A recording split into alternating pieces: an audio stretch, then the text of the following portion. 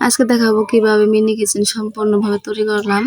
সাথে আমাদের অনেক সাঙ্গপাঙ্গ ছিল, মানে আমার চাচাতো বোনেরা ছিল, চাচাতো ভাইয়েরা ছিল, সবাই মিলে কিভাবে কি করলাম আজকে থাকছে তাই ভিডিওতে।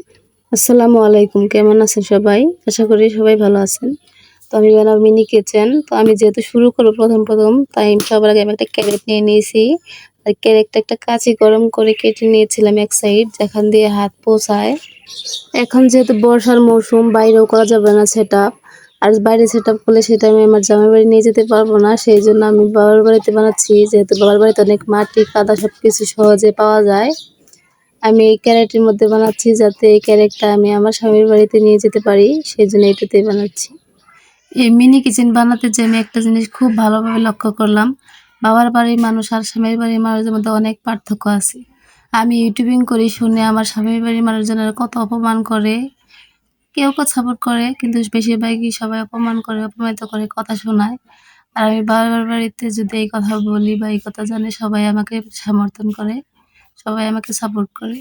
তো আমি যখন ঈদের মধ্যে বেড়াতে এসেছিলাম, আমি তখন এই মিনি কিচেনের ভূত আমার মাথায় চেপেছিল। তো আমি বলছিলাম যে বানাবো। আমার চাচাতো বোনেরা আমাকে কাঁদা এনে দিয়েছে, সাথে সবাই সাপোর্ট করেছে। ঈদের মধ্যে যে বেড়াতে আসছিল, ওদের বাবু আছে যে না, ওরা বাবু রেখে রেখে আমার কাজ করে দিচ্ছিল। আমার আম্মু আমাকে সমর্থন করতেছিল। এই যে আমি রাতের বেলা বাঁশ কেটে নিচ্ছিলাম, তখন আমার চাচাতো বোনেরা ছিল, আমার ছোট বোন ছিল আপন। তো ও আমাকে সব ওই বেদিগুলো বের করে দিচ্ছিল কেটে কেটে। তখন ওর স্বামী ফোন দিচ্ছিল, তারপর স্বামীর ফোন রেখে আমাকে এই কাজ করে দিচ্ছিল। এটা অনেক রিস্কি মনে হচ্ছিল আমার কাছে, যেহেতু এটা এই তেল বের হয়, কেটে দেওয়ার সম্ভাবনা বেশি থাকে। তো আমার মনে হয় এদেরকে আপন মানুষ বলে, যারা নির্দ্বিধায় সুখ দুঃখ সবকিছু ভাগ করে নিতে পারে, সাথে কাজগুলো। আমি অনেকবার বলছিলাম যে আমাকে দে, ও দিচ্ছিলই না, ওই করতেছিল। তো বললাম দে ভিডিও করি। অন্ধকারে যতটুকু পারছিলাম অমনি ভিডিও করে রাখছিলাম। জানি না কেমন হয়েছে, আপনারা অমনি কষ্ট করে একটু দেখবেন। আর এই পর্যন্ত যারা ভিডিওটি দেখেই ফেলেছেন, তারা অবশ্যই ভিডিওতে একটি লাইক দিয়ে শুরু করবেন, আর চ্যানেলটি অবশ্যই সাবস্ক্রাইব করবেন। এটা পরের দিন সকালবেলায় যে দেখেন, আমার চাচাতো ভাইও আমাকে চেষ্টা করতেছিল এই বেড়া বানিয়ে দিতে। তো একজন এক একভাবে চেষ্টা করতেছিল। এখানে অনেক মানুষ ছিল। আমি যেহেতু ভিডিওতে দেখাই না মুখ, তাই আমি দেখাতে পারতেছিলাম না। আমাদের এদিকে তো ভিডিও করাই নিষেধ। যদি কেউ জানে যে আমি ইউটিউবিং করি, কেমনভাবে যেন নাক কুঁচকায়। সেখানে মুখ দেখাতে গেলে তো ওদের পারমিশন নেই, ওদেরও তো কারো মুখ দেখানো যাবে না, সবারই নিষেধ। সেই জন্য মনে হয় আমার সফলতাও আসবে না, আসবে কিনা তো আমি জানি না। কারণ মুখ না দেখালে, নিজের ক্রিয়েটিভিটি দেখাতে পারলে তবেই না ভালোভাবেই হয়। আমার তো কোনো কিছুই নেই, আমি হোদাই কি যে বানাই আমি নিজেও জানি না। এই যে এদিকে আমার আরেক ছোট চাচাতো বোন আমাকে বেতিরি করে দিচ্ছিল। এখানে অনেক মানুষ ছিল, প্রায় 27-28 জনের মতো, কিন্তু আমি দেখাতে পারতেছিলাম না সবার মুখ।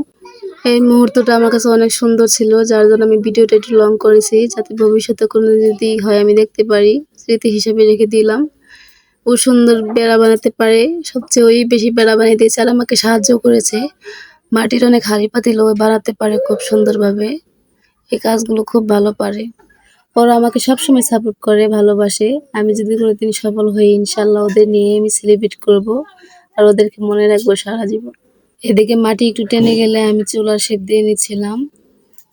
ভাবতেছিলাম কি চুলা বানাবো, তো আমি পারতেছিলাম না। তো ওরা আমাকে বললো একভাবে শেপ দিয়ে নিতে।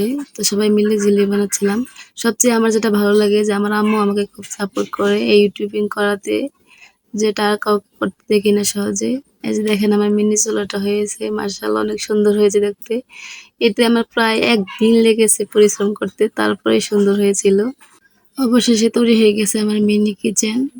যদি খুব ছোট্ট, ভবিষ্যতে বড় করবো ইনশাল্লাহ। কেমন হয়েছে আপনারা সবাই জানাবেন।